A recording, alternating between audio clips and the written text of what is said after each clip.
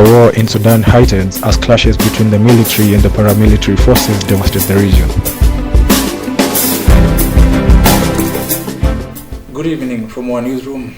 This is the Breaking Point, and just a reminder that you can just hop into the conversation on our social media platforms at Mine Isaac on Instagram, on Facebook, and on X. You can also use the hashtag The Breaking Point. Welcome. On to the story.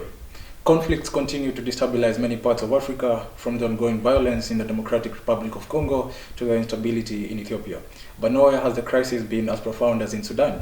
An unrelenting power struggle between two generals has sidelined the country into chaos, creating one of the worst humanitarian crises, with tens of thousands killed and more than 11 million displaced.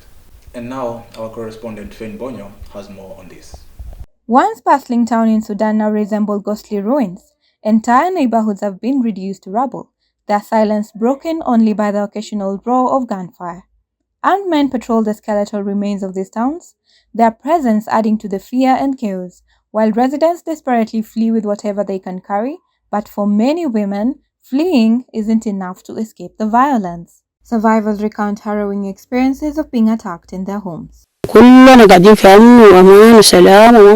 Aid workers report that many survivors are in urgent need of medical care, psychological assistance, and security. In the shadow of the general's power struggle, it's the people of Sudan who bear the brunt of the destruction. For women and girls, the horrors of war are compounded by violence that leaves scars both visible and unseen. Fain Bonyo reporting for The Breaking Point. So, what were the main political and historical factors leading to the conflict between SAF and RSF?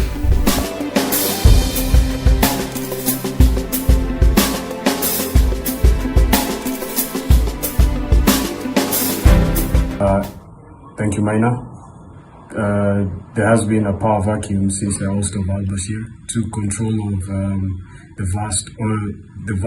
country's vast mineral resources, i.e. oil and gold. Also, the two forces, one of them being RSF, being backed by powerful countries in the Middle East, and three, historically, the country was authoritarian. So, how has the conflict affected civilians, particularly in displacement and human rights violations? That's a very good question, Raina.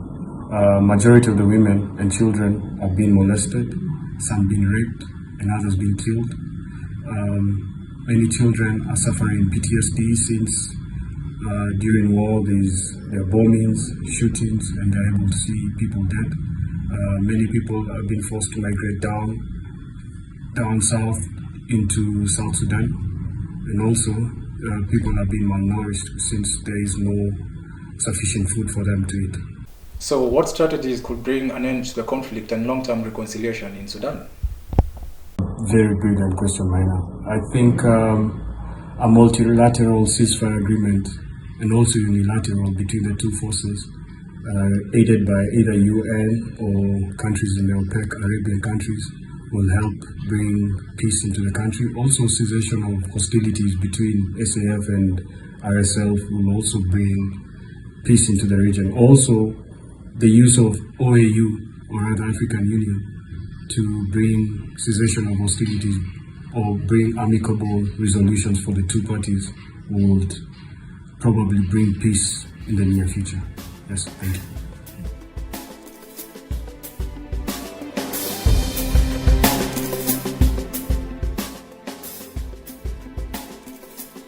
So that's all for today's episode. Thank you so much for joining us. Make sure to join us tomorrow as we explore more stories, both locally and the world over. My name is Mine Isaac. Have a good night.